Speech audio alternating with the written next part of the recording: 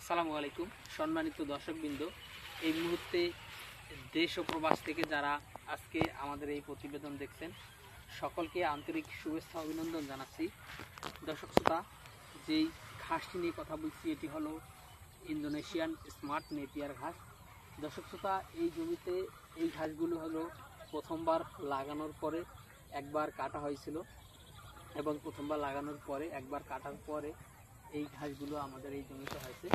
দর্শক শ্রোতা, এই ঘাসগুলো যেমন নরম মিষ্টি তেমন রসালো স্বাদযুক্ত। বিশেষ করে এই ঘাসে রয়েছে 22 থেকে 25% মতো প্রোটিন এবং এই ঘাস খুবই নরম মিষ্টি। এই ঘাস খাওয়াতে কোনো প্রকার মেশিনের প্রয়োজন হয় না, সম্পূর্ণ মেশিন ছাড়া এই ঘাসটি আগা থেকে গোড়া পর্যন্ত গবাদি পশু খেয়ে নেয়। আর এই ঘাসটি অনেক বেশি পাতা হওয়ার কারণে অন্য যে কোনো ঘাসের থেকে এই ঘাসটি গবাদি পশু খেতে খুব স্বাচ্ছন্দ্য বোধ করে। তো দর্শকবৃন্দ, আমরা মূলত এই ইন্দোনেশিয়ান স্মার্ট নেপিয়ার ঘাসের কাটিনের পাশাপাশি অন্য সব ধরনের ঘাসের কাটিন আমরা আমাদের জমিতে লাগিয়েছি। তো দর্শক, আপনারা চাইলে যে কোনো ঘাসের কাটিন আমাদের কাছ থেকে সংগ্রহ করতে পারেন। সেক্ষেত্রে আপনারা অবশ্যই আমাদের স্ক্রিনে দেওয়া নম্বরে যোগাযোগ করতে পারেন।